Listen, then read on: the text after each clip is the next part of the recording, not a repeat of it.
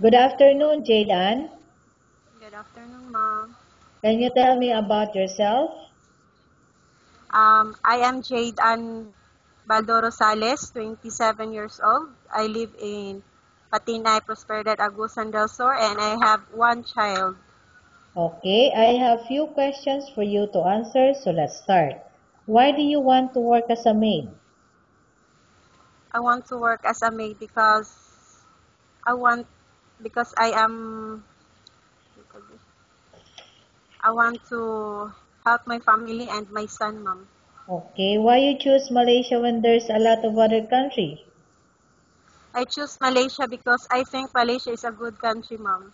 Okay, how are you qualified for this job? I am qualified for this job because I am physically and mentally fit, ma'am. Okay, may I know what is your educational level? I am a 2-year graduate educational course, ma'am. Okay, what is your recent experience? I worked before at National Statistics Office as a numerator and a manual processor, and also in Arby's Bake Shop as a cashier, ma'am. Okay, have you worked abroad before? No, ma'am. Do you have experience of taking care of baby? Yes, ma'am. Whose baby you taking care of? Um, my nephews, my niece, and especially my son, ma'am. Okay, how about elderly people? Yes, ma'am. I experienced it with my father, ma'am. Okay, I do you have any other special skills? special skills. I know how to cook, ma'am. Mm-hmm. Um, a household chores, Okay, are you willing to learn new skills? ma'am. Are you willing to learn new skills? Yes, ma'am, I am. Are you willing to work with a family where the mother-in-law or any relative stay together? Yes, ma'am, I am willing. Currently, are you still working now? No, ma'am, I don't have work. Do you know how to cook? Yes, ma'am, I know how to cook Filipino food. Okay, like what? Filipino food, Like ma'am. what? Like what? Ah, adobo. Do we call this? Um, ano ba yung sinobo? Do we call Okay. Paksiw, Okay. pakbet.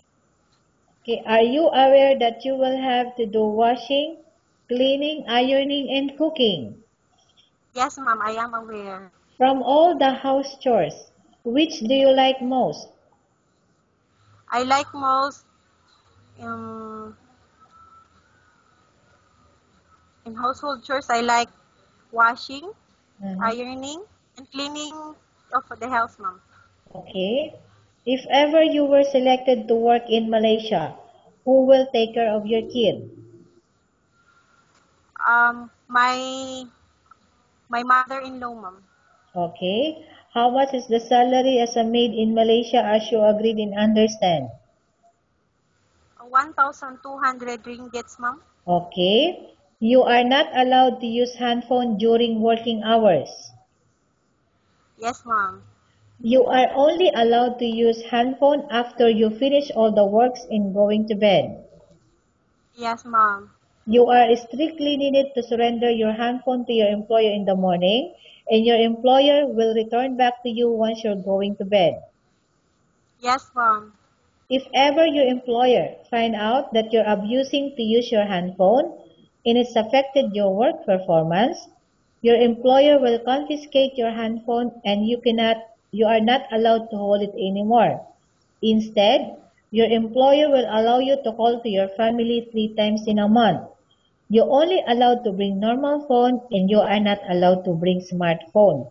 The top up for your phone will be bear by yourself. Are you agreed for the terms and condition? Yes, ma'am. I am agreed. Are you agreed to the rules and regulation for the handphone? Yes, ma'am. I am agreed. How many years I is the agree. contract as you agreed and understand? 2 years contract, ma'am. Okay. Can you describe for me your ethics? Your Ethics, attitude. attitude. I am a hardworking mom and honest also. Okay. How can you assure to us that you will work hard in Malaysia? I will finish my contract, ma'am. Okay. Can you promise not to use the telephone without the permission of your employer? Yes, ma'am, I can promise. Can you promise not to put on makeup but to dress properly while work? Yes, ma'am, I am. Can you promise not to invite friends and relatives without the consent of your employer? Yes, ma'am, I can promise. Can you promise not to ask for advance salary from your employer under any circumstances? Yes, ma'am, I can promise. Do you really understand of the rules and regulations of the agency? Yes, ma'am. Do you pay any placement fee for you to come to Malaysia to work as a maid? No, ma'am. Do you have any history of sickness, example breast cancer or any other illness? No, ma'am. Do you suffer from any skin diseases, allergy or physical defect? No, ma'am. Have you suffered from any serious illness? No, ma'am. Have you undergone any operation? No, ma'am. Are you medically fit? Yes, ma'am, I am. Are you on any medication? No, ma'am. Are you allergic with any food? No, ma'am. Okay, Jaydan, we have finished Yes, our ma'am. question section. Let's go to case study. I have a case study for you and I want you to answer me truthfully. Okay? Okay, ma'am. Okay. Upon arrival in Malaysia within 6 months, if ever any of your family members passed away, what will you do? Will you continue to work till finish your contract or you will go back? I will continue my contract, ma'am. Okay, Jaydan, what do you want to tell the employer who watching your video right now? Um, I am Jaydan Baldo Rosales, and at 27 years old, I have a son, and I am a hardworking and an honest woman. Okay, thank you very much, Jaydan. We will update to your agency if there's any selection made by the employer. Thank you, ma'am.